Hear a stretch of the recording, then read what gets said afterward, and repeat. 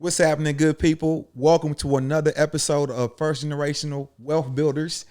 Today, I got Mr. Kortez Walker in the building. So, man, this is our first time meeting, so I'm excited to really learn a lot about you, man. But before we go in, introduce yourself. I'm a Kortez Walker, real estate broker, owner of my own brokerage. Been investing 6 years, 6 years wholesaling experience, house flipper, real estate wholesaling consultant, whatever you think of, you name it. Got you. Oh, so I'm gonna get some consulting today. Yeah, we gonna consult today. We're gonna talk about some things. All right. So I gotta start here, man. Last night, you hit me. You hit me back, like, "Hey, yo, what do I need to do?" And I was like, "Man, we pre-recording it, man." And then you was just like, "Man, thank you for really having me on." And I was just like, "No doubt, no doubt." And then I was like, "But why you say that?" And you was like, "Hey, bro, because you don't mess with too many people." Man, listen, bro. Look, there's a lot of people, it's just a lot of people in the city, that's out there and that contact, that's in contact with everybody. But I noticed that you do your business, but you move, kind of under the radar. So when you call, and I forgot I even had your number because I referred you one of my guys to help out. I think it was do a clean out. Yeah, to do a clean out. And I thought it was one of my listens. So when I said text me, he was like, "Hey man, I want to talk." And I looked at the text. I was like, "Oh, this Eric Armstrong, this is a celebrity." I'm like, "Oh, let me hear him call him back." I'm like, "Hey, what's going on?" He's like, "Hey man, I want you to do the Entrepreneur podcast." I'm talking to my girl. I'm like, "Hey, Eric want me to do the Entrepreneur podcast." I'm like, "Oh, this is real." So man, I definitely, I respect you and I respect how you move. I just know that when people, are kind of secluded and, they're handling their business, when they speak or they move or they reach out to you, it's something serious. So I appreciate it. That's why I reached back out to you. Got you. So, to piggyback off what you said, to really dive into that just a little bit, most of my mentorship, it started with Fortune Builders. Okay. So Fortune Builders is one of the largest educational platforms for real estate in the country. Gotcha. Yeah, I heard. And so they kind of slapped my boots on, but those guys, I got in probably about 7 years ago with them, and they were big, but they weren't as big as they are today. So I really got to get that personal one-on-one with a lot of the big dogs. Gotcha. So a lot of my mentorship is from the West Coast, California, San Diego, that area. So whenever I needed help or I needed resources, I always leaned on them. Gotcha. Or their network. Gotcha. And it's not really in Indianapolis like that. Yeah. So, since 2014, I really just been mentored by them. So the Entrepreneur podcast is enabling me to basically build my new network in my local city. Gotcha. Yes, I'm exposing dope stories, but it's also empowering me, by now having a relationship with you and anybody else that comes along. That makes perfect sense, man. Because I'm thinking that I remember when I got my LLC, but I think I didn't really get it until around, I think 2014, 2015. So I totally understand how, there weren't a lot of, I don't think there were a lot of big black entrepreneurs in Indianapolis that were doing real estate. It's just now really came to fruition. And even with wholesaling and stuff like that, that was kind of, it was known, but nobody was really talking about it like that. It was still kind of like one of them sacred things. So no, I totally get it. Got you. So man, where you from? Man, I'm from Detroit, Michigan, man. Okay. Downriver, Taylor, Michigan, man. Where's that at? Man, as you said, Taylor? Yeah, I never heard. Man, Taylor is probably about 20 minutes from Detroit. So how it was is that I was born in Detroit. Me and my mother, we had a big family. Stayed with my grandmother and my siblings, uncles, and everybody. We stayed there for years. When my mother got married, we moved to Downriver when I was about maybe 11 years old, 10, 11 years old. And we always still, traveled back and forth because it was nothing but like a hop and a skip, right? So, yeah, stayed there for some time, man. And then I moved to Indy probably around 2009 when I was about 21, 22 years old. All right, let's go back though. So something that we got in common. I didn't know my dad. I don't know if Yeah. you met yours, but I didn't hear dad, and my grandmother raised me until I was about 8. Ah, Yeah, my mom was a yeah. foreign exchange student, so I'm not from here. I was from Panama, and Wow, so that's huge. I didn't yeah, know so my that. mom had came here when I was 4, and I was with my grandma in Panama until like my mom got settled and everything, and then I came later. So yeah, we definitely got that in common right there. That's nice. That's nice, man. So was it when you came here from Panama? Was it like hard to adapt? You know I what I didn't know mean? no English. I had a tutor in 3rd grade, like follow me every class I went had or Man, whatever. Yeah, that's crazy. That's crazy. yeah, yeah. Yeah, man. I mean, obviously, I came in Indy, right? From Michigan. When I was like 20, 21, 22. But it was definitely different. I think that you know what I mean. Just coming from there, getting a different scenery, smaller. It's definitely a lot smaller here than it was from being in Michigan. Detroit is big alone by itself, and then going in the outskirts of different cities and suburbs, and being downriver has multiple small cities that's just as almost seems just as big as Indianapolis. This made Michigan so big. So being here, I think it definitely was like a huge culture shock for me. See. Got you. Did you do any like sports or anything in high school? Um, in high school, man, I didn't get a chance to do a lot of sports because my grades wasn't the best. You know what I Okay. mean? Like in middle school, I ran track. That was something that I did a lot, and then in high school, in my freshman year, I did football and I ran some track, but I didn't. It didn't stick with me only because my grades was pretty bad, man. I just couldn't get it together at the time. Got you. Any college? Nah, not any major college. I mean, I did do some community college. It was crazy. I actually went to school for electronic engineering, and I didn't complete it, man, because I realized it just wasn't for me.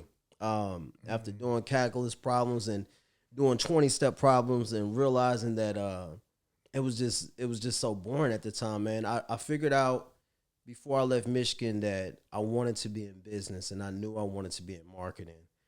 But I ended up transferring over to from Wayne County Community College to Davenport University, and I realized that I wanted to do business marketing. Like I actually back then I wanted to be a rapper. That's what I wanted to do, and I wanted to work for the record Hey, labels. You know what what I was mean? your alias, bro? Man, my alias was just Tez, man. It was just Tez Okay. and Hey, we Kortez going with Walker. that the rest of the podcast, bro. It's Tez. Yeah, that We, was we got to relive that. We got to that was relive just that. that was just Tez Cortez Walker, man, and you know what I mean. I had some hot rhymes, man. I thought I was about to be the next J. Cole or Drake or something, man. But obviously, that ain't work out, man. I'm here right now. It's Doing cool though. real Nah, estate. nah, hold on, man. Before you leave, you might have to bust a real estate rhyme. You know Hey what I'm man, saying? I'm gonna have to bust. I'm gonna bust a couple, Call man. that boy flipping keys.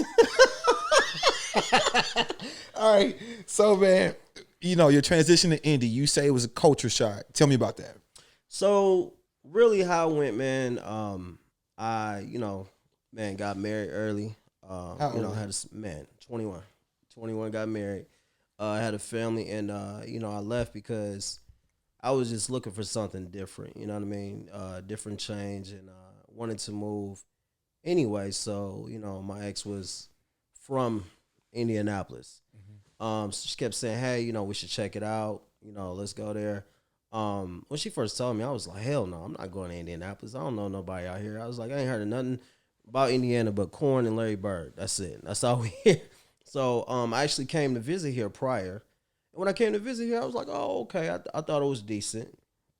And I thought about it, and I kept trying to figure it out. And being in Michigan at the heart, at the time was just being a new father.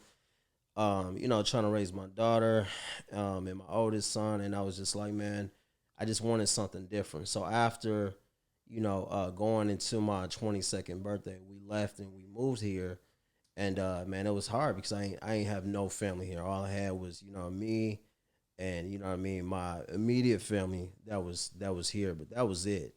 So I mean, leaving everything that you know and everything that you grew up on and not used to being in a smaller city. Everything was just different. When I came out here, man, people was wearing golds. You know what I mean? People had dreads, man. We went on that. You know, people in Detroit was on Cartiers and Kohans and, you know what I mean? What year? Big coats. What year is this, man? This is 2009, man, and I hated it.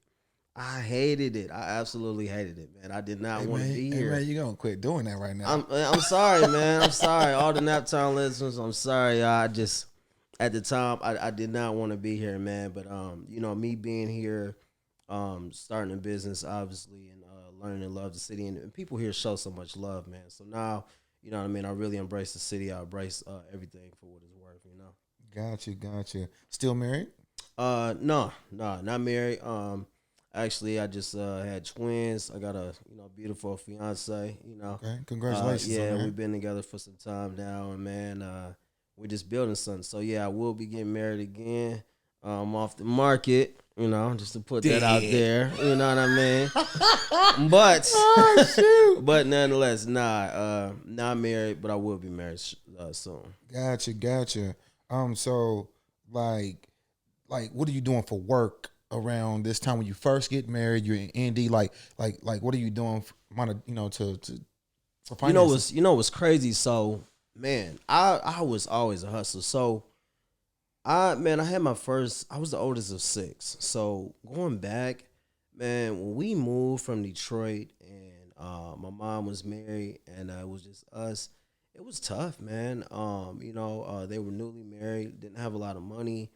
And when you go to school, I'm not gonna lie, I used to get roasted a lot, man, because I ain't have a lot of clothes. So I learned how to roast and joan on people and really hustle, man. But I remember when we stayed in these subsidized apartments, and you would think back then that these subsidized houses, you would think that they were great. We came from my grandma's house. She stayed on a nice street. It was Marne. It's between like Caju and Moraine. A nice street, working class people at the time, but it was still wasn't as bad, but it wasn't that great either because it's still Detroit. But just like every city has its nice streets, that was a decent street at the time. When we moved there, them subsidized houses, man, had people rolling dice, bullet holes in the windows, selling crack. It was a dangerous time, man, and we just a lot of people stayed from Section 8. A lot of people that came from Detroit, they actually moved, in those apartments to try to live a better life, but they still, the way society is, they still were placed in like bad area, bad conditions. So there was a McDonald's, man, like literally not that far. Man, I remember when I was 13 going on 14.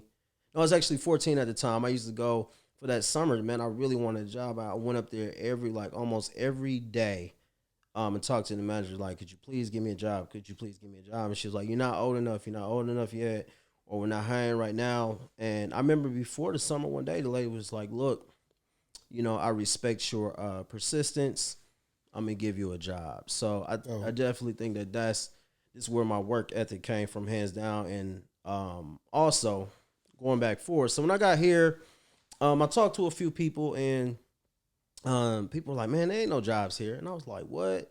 So I was mad, man. I was cussing out, my kids' mom. I'm like, man, you brought me out here. It ain't no jobs. So what I did was I didn't really listen to what he said. I started off, literally at it was like a call center, but it was like a telemarketing service all the way in Greenwood. And I came from, we were staying, I think, it wasn't on Oakland, I think on Winfield at the time in Hallville. First place I was in. That side, baby. Yeah, I was driving from there, 30 minutes, every day, making like $7 an hour. Then after that, I went to Taco Bell. I stayed there for months. We stacked our money up. We stayed with our mom. Then after that, after I was able to save a little bit more money, got a job at Penny Bowls, making decent money. And it was up from there. And what I realized was, number one, at that time, because at the time it was a recession going on. Mm-hmm. And what I realized was that my hustle was a lot different from people's here. And I realized that it was so much opportunity. So that's what I did. I always had, jobs, and I hustled for my family, obviously nothing crazy, but I always made sure I had a job. And I realized Indy had a lot more opportunity than most states. The people right here, just they couldn't recognize it. In Michigan, You had to drive 40 minutes just to get to a job every single day. In Indy, you know what I mean? You only had to drive 15, 20 minutes. Mm-hmm. And that was just the reality of it. And it was all the way in Plainfield, so I had no problem driving, you know what I mean, out there 20 minutes back and forth. That was nothing to me. Got you. So when we spoke, you mentioned that you had lost everything at some point in your life. Yeah, man. Yeah. So I think it was around 2016. So like I told you, I started my business around 2014. Okay.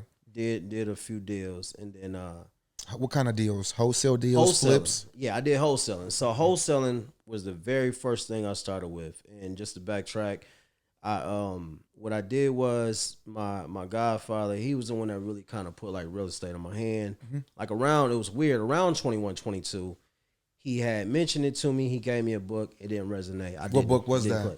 It was like I think it was like $3 million to real estate or something like that. How to get $3 million to real estate. I don't remember the exact book. Was he in real estate? Yes, he is. He actually still is to this day. Understood. He still is to this day. He had properties in Mapleton Fall Creek. He had stuff on Ruckle, like 30th and Ruckle, 29th and Ruckle. He actually bought stuff. I remember when a guy sold him a house that was damn near, burnt down for like $1. He kept it. He fixed it up. He had some people in the church help him fix it up. Some stuff on Guilford. And years later, when stuff actually started to rise, his house is worth hundreds of thousands of dollars. And he held on to him at the time, and now he stays in Florida.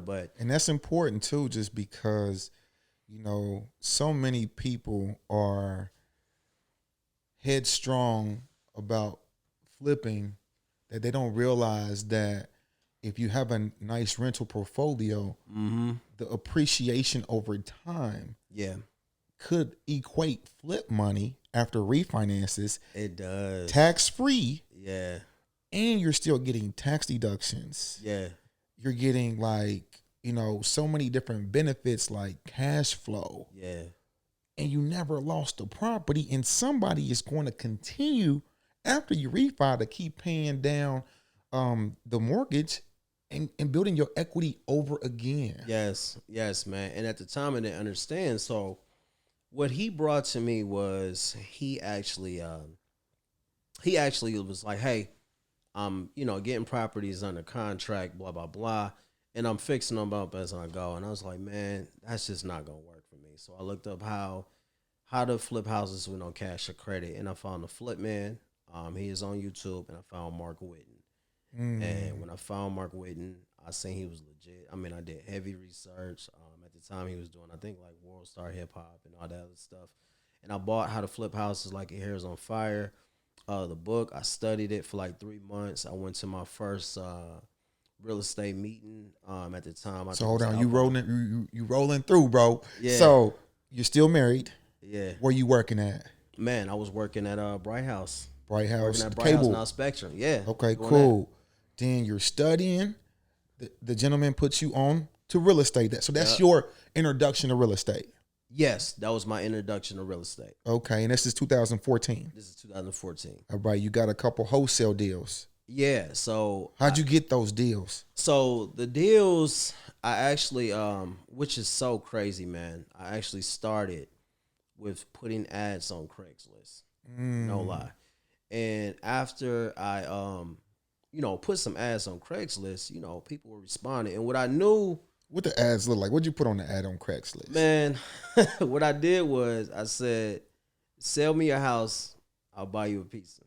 That's what I did. Because I knew. What the pizza got to do with the house? Man, I love pizza, man. Damn. That's what I love, pizza, man. Pizza was my thing. That was my shit. So sell me a house, I'll buy you a pizza. What I knew was, for marketing, I always say, why do they always do what everybody else do? So I'm going to do what they not going to do. Sell me your house, I'll buy you a pizza. And people will call. They'll be like, you going to buy me a pizza for it? And I'm like, yeah, you going to sell me your house? And some people wouldn't call.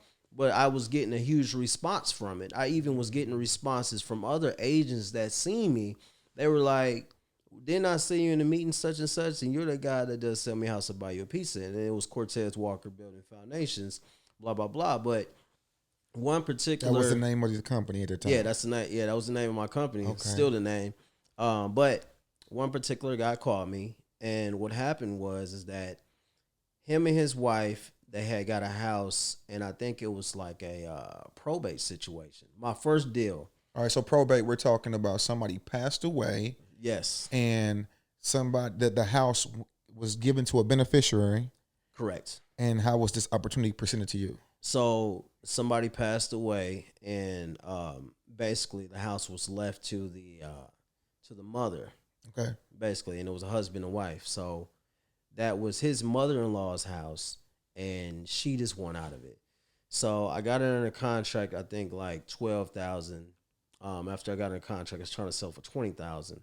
And at the time, comps were real low. It was on the east side. I don't remember the exact street. It was over there by like 42nd. I think it was like 40th, 42nd, between 40th and 46th and Shaylin, but it was like like one of those dead end streets. I understand. And I knew it was a deal because I had multiple investors contacting me, right? So, and everybody How'd you market it? How'd you market it? what I did was I had all my investors, all their business cards in a box. I put them all in an email, and I CC'd everybody, make sure that everybody can see each other. Marketed on Facebook, an investors group, and I had, my phone was blowing up. Everybody was contacting. I had a Google Voice number, and they all went to go see the house that day. I got the keys from the owner, and I got offers, but they didn't resonate. So what I did was I had somebody help me. His name was Ilya Santiago. He'd been in the game for a while. Shout out to Ilya. He actually had this Spanish couple. They finally made an offer of $7,000. And what I told them was I ended up going back to the owners, and he was like, man, you're going to have to talk them down. And I was so scared because I had never did anything, right? I had so many years experience in sales, selling cables, selling security, selling anything. And I said, look, the house needs a lot more work. The floors are warped. The best we can do is 3,000. They was like, let me talk it over with my wife. He said, can you do 4? And I said, yep, and we can do a cash close in a week.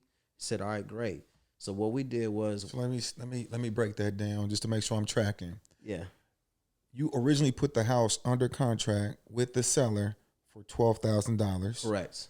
All right. And then you marketed your offer via your email. Yep. Then you got people to bite, but they weren't wanting to pay what you wanted because the repairs were too much. Yep. The deal didn't make sense. Correct. So they basically coached you by saying, by giving you offers, meaning like below what you're asking. So now they're telling you 7,000. You're not comfortable going back to the seller, but you do anyway. Yeah. To make it happen. And basically it's a situation where if you don't ask, you don't eat. Yeah. And you asked and you ate, because then you asked for 3, they said 4, and then you made $3,000 profit. Made $3,000, and it was, what was crazy is that this was cash because it didn't go through title. Number one, it was quick claim. Understood. It was a quick claim. Okay, explain that process. A quick claim deed. So a quick claim deed is something that's not going through the title company. It's not especially warranted deed. It's basically just off record.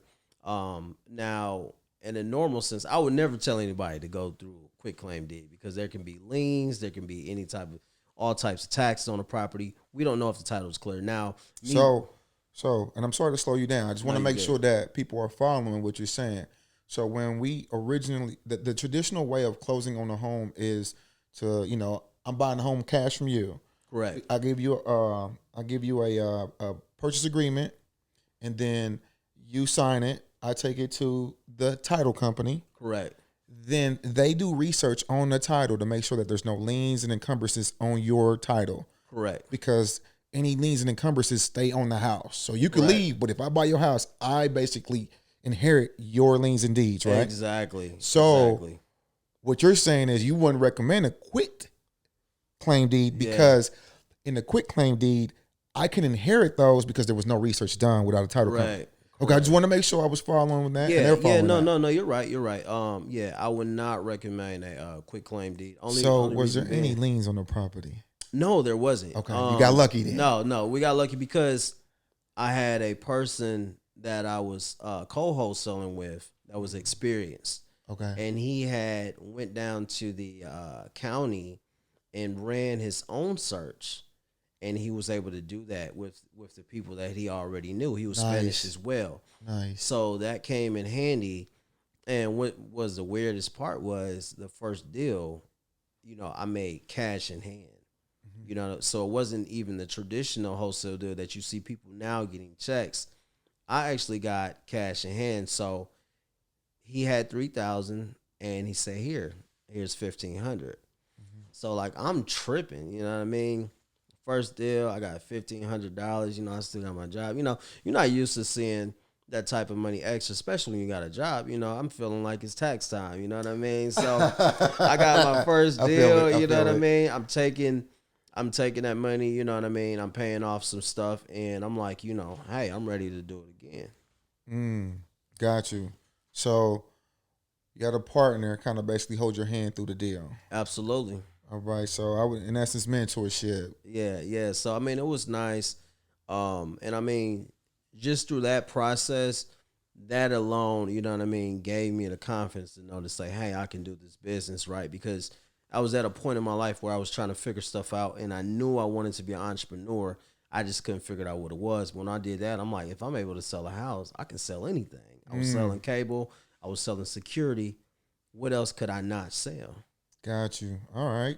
So we need to go back though, because you said you lost it all. I want to know. Yeah. I want to know You know more. what? I want to know more about So in 2016, man, I went through a really bad divorce, man, real bad. And I mean, around that time, I lost everything, man. I lost, the house I stayed in, all my business stuff. I didn't have a lot of money saved. The money I did have saved, I had to spend, to get my stuff together. And at the time I was staying, was basically, one of my brothers, not my real brother, but he's basically like my brother. I known him for years. I was staying in a 1-bedroom house, still going to work. A lot of people didn't know I was still going to work. I refused to. I knew where I came from, so I refused to just give up and stop doing my business. I was still running my business, and I could have went back home, but I didn't. So at that time, I still had to run my business. I had to deal with the battles, you know what I mean, depression, all these things, losing everything, figuring stuff out with my family. And then I had just turned 30, man. Worst birthday ever, man. Worst birthday ever. And then I still had to figure out everything with my business. So I completely had to really revamp myself. And at the time, man, it was either make or break.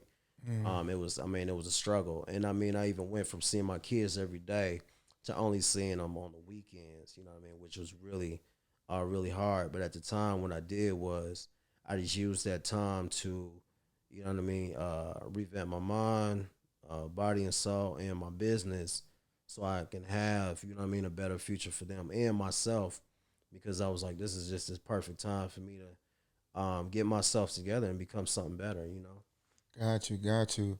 So tell me about the bounce back. Oh man. You, Mike, So you could scoot it back to you.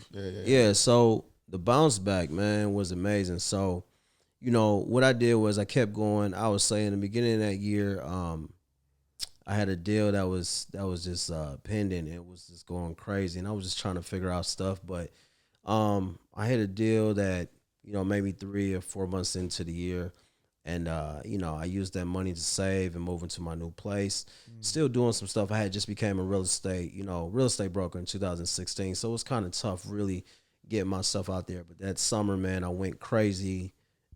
Doing multiple open houses. What year is this? This is 2000 and actually, 2016 going on 2017. Gotcha. So now you're a realtor. Yeah, I'm a realtor and I'm wholesaling. Understood. Yeah. Now you got a little bit more paperwork when you're a realtor that's Yeah. wholesaling, correct? Yeah, Because you have to disclose that you are a realtor. Absolutely. So each wholesale deal, I always let people know when I talk to them, I say, hey, I'm here to buy your house, but I'm not here to list it. And I let them know that I am a realtor. You know what I mean? I'm giving them my board number, anything that they can know. And they're usually fine with that. And what I learned is if you be upfront with people, a lot of people are okay. And a lot of realtors have this misconception, man, that like if you're wholesaling, it's bad, but you can wear different hats if you know how to maneuver and if you just be honest with people.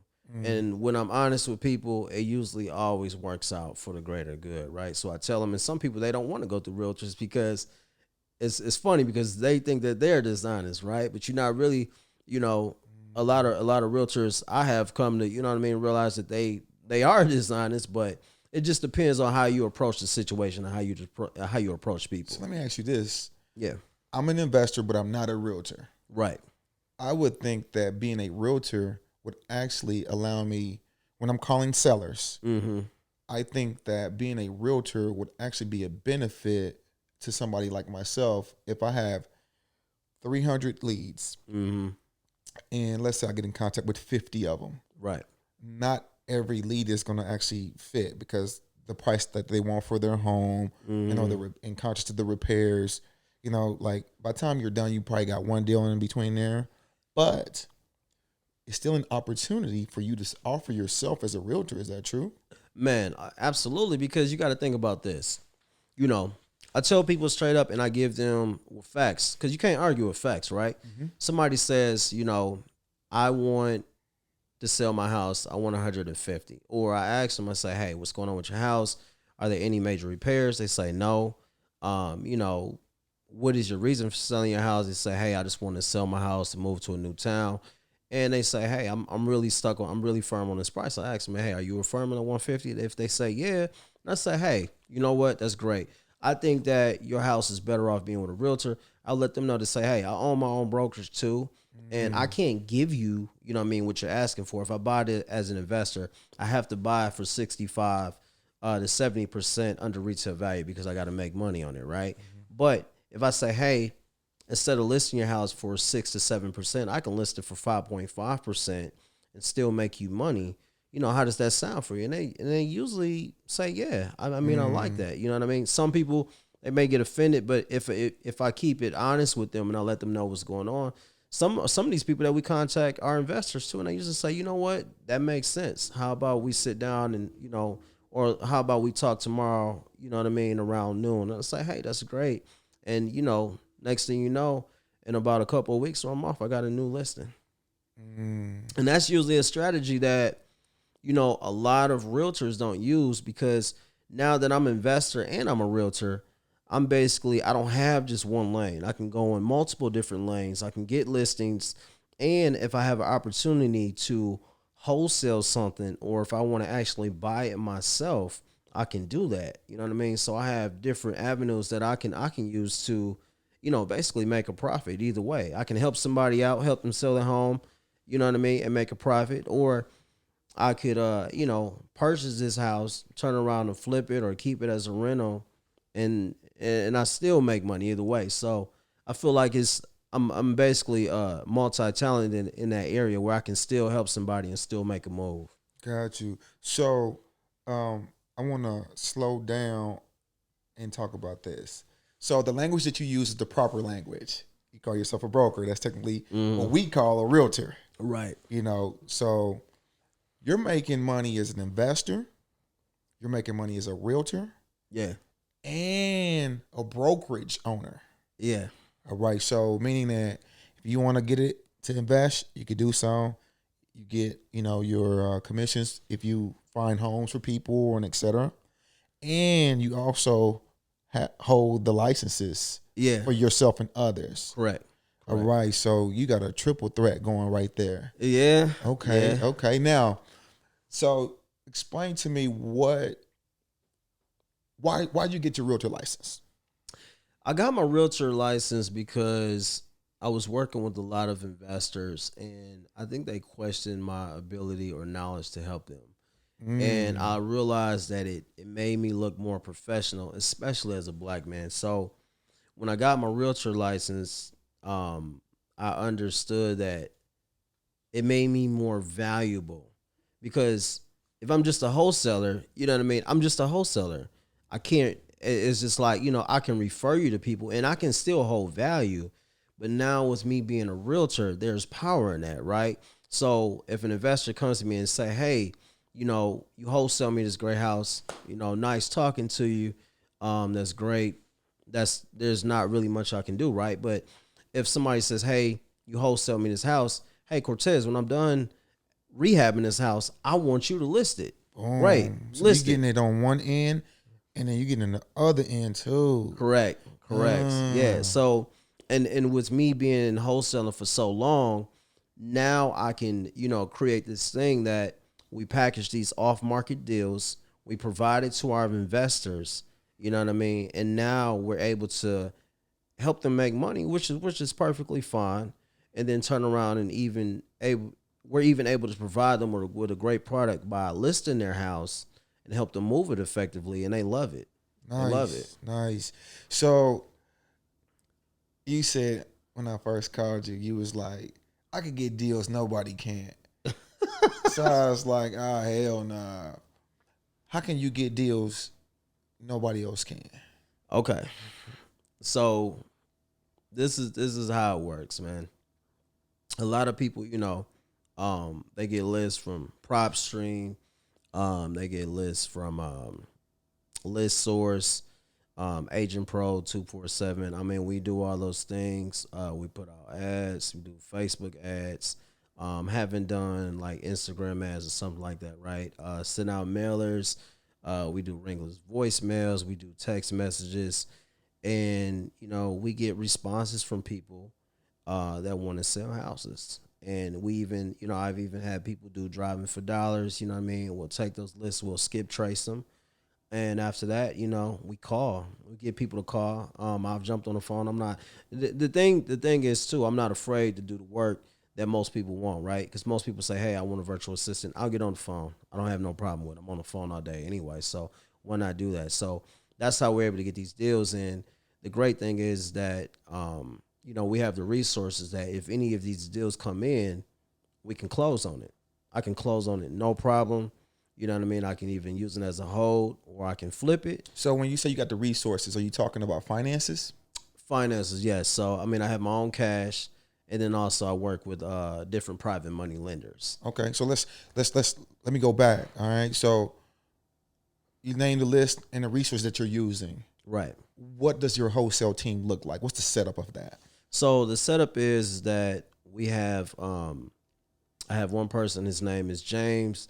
He does a lot of the technical stuff. He runs like pretty much a lot of the dispositions. He does his paperwork. He does the stuff where he runs the VAs. You know what I mean? So disposition, define that responsibility. That person really just handles the paperwork. They make sure things get in. They help with the calls. They make sure all that stuff is ran. The systems are in place to make sure everything is ran in place to make sure that you're able to have a good system to find these deals. Kind of like a synergist or operations manager. Correct. Understood. And then I have a acquisitions person who I just who I just hired. We just hired. His name is Devin Graves. I mean, he's real good. I mean, he just got his first contract, which is awesome. But he runs out there and he meets the sellers. You know what I mean? He discusses with them about the issues that they're going on with the house. He actually, you know what I mean? He builds rapport with them. He asks them why they're selling it, what's their why, what's their motivation. And after that, he negotiates the price. He gets it under contract. Once we get pictures from him, we begin to market it. We analyze the deal. We always do our pre-work, which is analyzing the deal, make sure the numbers make sense, make sure that we're not wasting our time going out there. And then from that point on, we decide if this is a deal we want to provide to our investors or if this is a deal that we want to close on ourselves. All right. So, all right. That new hire seems like a key employee, right? He has to have sales skills. He has to understand to an extent repair cost. Yes. All right. But the key thing is you said he doesn't leave to go see the deal before you do your due diligence. Yes. What kind of due diligence does he have to do before going to see the deal? So what he has to do is he basically just looks at the address. I'll basically go over the phone with him about comps, send him comps for the deal. So he can't do comps. You got to do the comps for him. Yeah, I got to do the comps for him. Okay. Once we analyze the deal, say for instance, it's a 3-bed, 2-bath, right? 1,500 square feet, and it's in Mapleton Fall Creek. The seller wants $80,000, 3-bed, 2-bath house that's in, decent shape in Mapleton Fall Creek. but it's gonna need a lot of work, for a full flip is 80,000, then that's great. So what we did is we know that we probably have to get him down around maybe 60 to 70. We check his temperature. We see to say, hey, is that price negotiable? And if you say that price is negotiable, great. You know where you need to be. You know if the house needs a new roof or not by asking those questions. If it needs a new hot water heater or furnace, and so forth. And then when he goes out there, he actually pries more in by actually looking at the house to see if it has any foundation issues, see if it has any roof issues. But the great thing is that he already did his pregame work. He asked the seller all this information prior. So when he goes there, he's not going blind. We even check the taxes. I mean, pretty much everything just to make sure that what the seller says before we get out there is lining up. So when we're ready to give him that contract and pull the trigger, you know what I mean? We're ready to go. And if the price is right, you know what I mean? We hustlers, right? We investors. We always are still trying to bargain to get a great deal. Even if it's at 80, you know what I mean? I want to get it for 70 unless it's absolutely a knockout deal. But that's pretty much it, man. Got you. Did you have to coach him or he came already with the knowledge? No, I definitely had to coach him. And what I learned in this game, it ain't just about coaching, it's confidence. Because me and Devin, I've known him for some years, but the other thing is that he had to actually learn that it is a confidence thing. And he actually had a prior job because he's actually getting his bachelor's degree in business healthcare, which is crazy. But he ended up in real estate, but he had a situation where he had to talk to different people, I think about medical equipment or something like that. And he realized, he said, hey, I can do this. If I can talk to these people, I can talk to these sellers. And that's what I had to explain to him. And what I tell people is be honest and be confident because, even to this day, I may not have an answer for a seller, but if I'm confident about it, say, hey, Mr. Seller or Mrs. Seller, I don't know that answer, but I can definitely find out, and they usually respect it. So if you're confident about what you're talking about, people are going to feel confident working with you, and that's what I had to explain to him, and I think he got it now. Nice. Now, you was telling me about your team setup. So You got the disposition guy, you got the closer. Yep. And then what else? I got an assistant now. Man. Yeah, I got an assistant, and she is a beast, man. She really is. I need her, man. I just lost mine. You know what, man? I ain't even gonna give you her name, man. I ain't even gonna give you her name because I can't lose her, man. I just got her, man. I just lost she in Florida right now, man. And I mean, she's on my listings, and I mean, literally, man, she is calling me. She's like, hey, Kortez, you got this going on. Can we get the tenants numbers? I'm like, hey, you can't. That's just doing extra work. You know what I mean? Let the property management handle that. But I mean, that saves me so much time, so much help. She helps with marketing material. She helps get stuff ready for our meetings. I mean, she's just amazing, man. Bro, you boasting, bro, and I'm losing all that man, right now, you know bro. what, man? I'm going to see if she got a sister. There That's it is. I'm going to see if she got a sister or cousin, so then that way, there you know go. what There I you mean?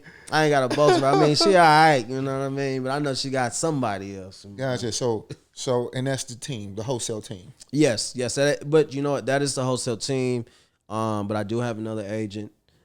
He has been with me for almost a year. His name is Kelton Safford. He has, about 4 or 5 new listings going on. And I mean, dude is killing it right now. You know, What kind of commission does he get from your brokerage?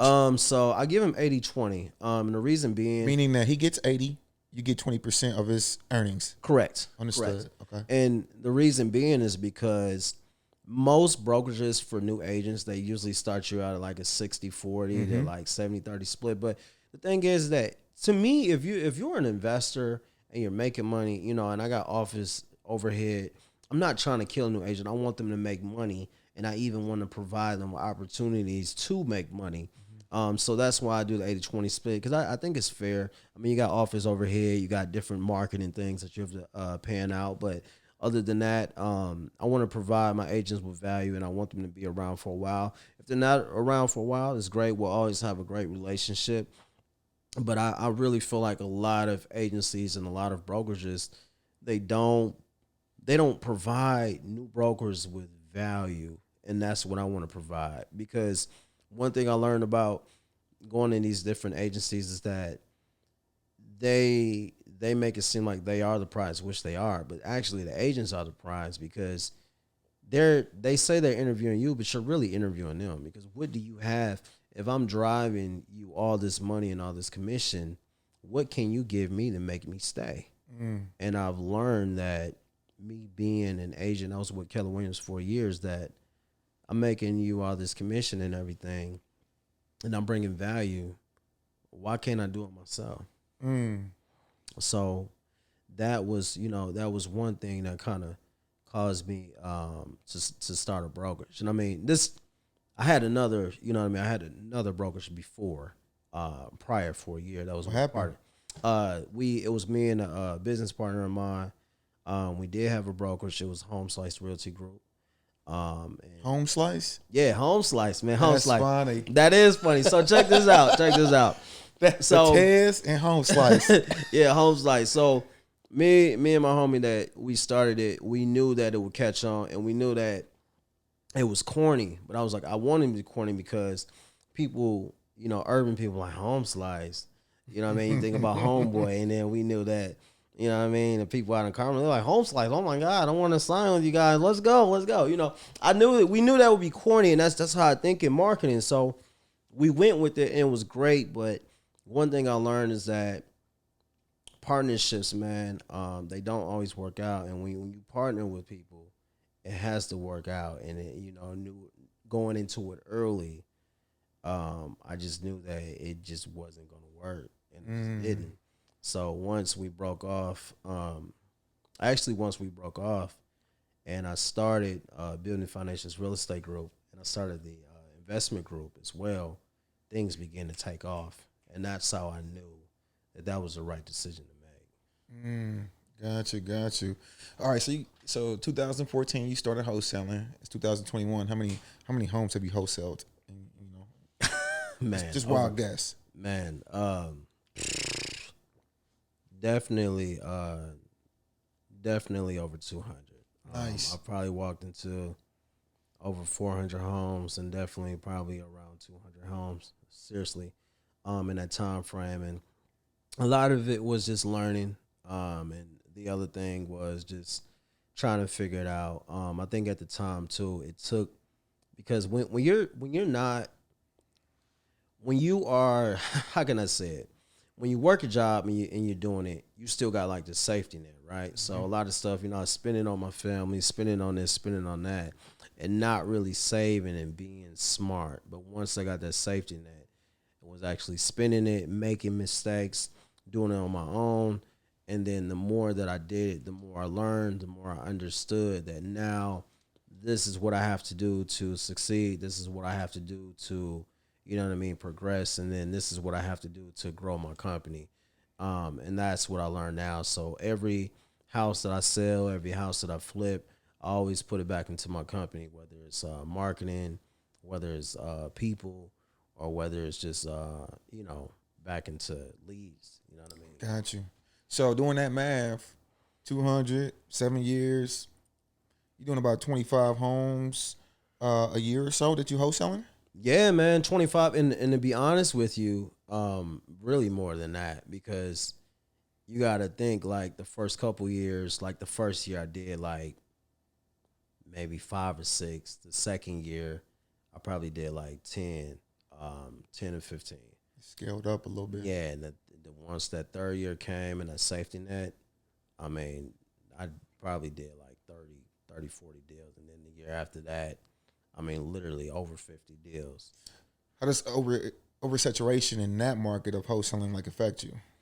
It does affect me some. I'm not gonna lie, it's definitely tough. But what happens is that when you're in the same market for so long and you treat people good, people always come back to me no matter what. So Gotcha. a lot of times I don't have to market, but it's coming to the point where I want it all. I want to get deals that nobody has, and then I want to be able to provide for other investors. So it does affect you, but I think that if you're consistent, you won't really see it, and then you still have, connections from people from years ago that they just genuinely trust in you. So yeah, I mean, you definitely feel it. The competition is here, but one thing I learned about the game is, man, a lot of people don't last long. You know, they jump in, they start, and as soon as stuff gets tough, they quit. You know what I mean, and I ain't no quitter. Got you. But how many homes do you sell as a realtor? As a realtor, Or what type of realtor are you? Do you sales people's homes most of the time, or you're one that I'm looking for 3-2 home? You find it for me. okay. So what type of realtor I am is that, I mean, last year I probably sold about maybe 10 homes. Okay. And that was a pretty big year for me. But now I'm more so like an investor's realtor. So what I'm doing is that I'm building in a way where I'm helping my investors sell houses. I'm providing investors with houses that, I mean, we get off market, and then I'm turning around and helping them list them. I'm connecting with people in Israel, California, and we're also doing something where a lot of investors are out of state. They don't have people to Trust locally. yeah, they don't have people to trust locally. So what I do is, if you need something ran, I'll send one of my guys out to go run it for them. If you need pictures, I'll send them run out. Now they have to provide value too, right? But I'm sending my people out to go do stuff for them. And if they have a deal that needs to get under contract, we'll get under contract. You can pay my acquisitions guys a disposition and a acquisition fee, or what you can do is you can buy it, pay us a small fee, and then we'll turn around and list it for you at a discounted rate. So I'm doing stuff a little bit differently, and that's how I'm able to gain trust. I'm able to provide value.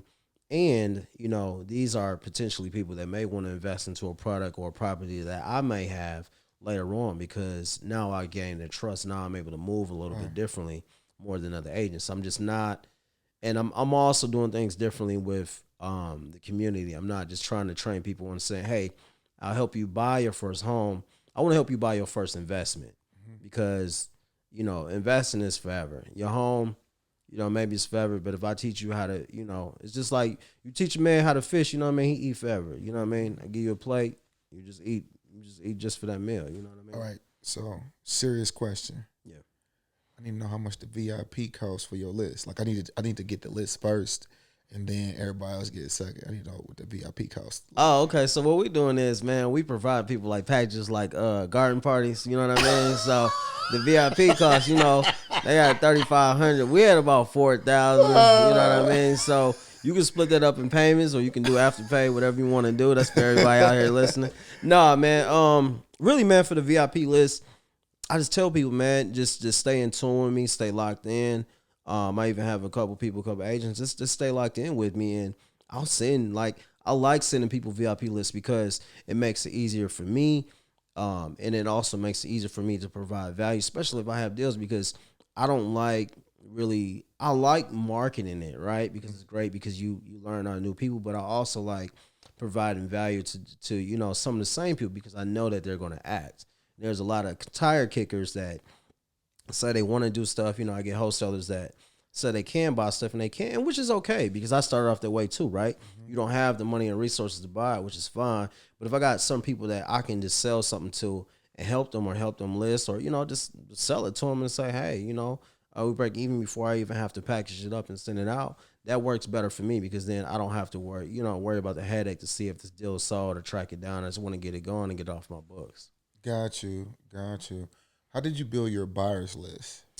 Man, really the internet. So not just the internet. So prior COVID, right?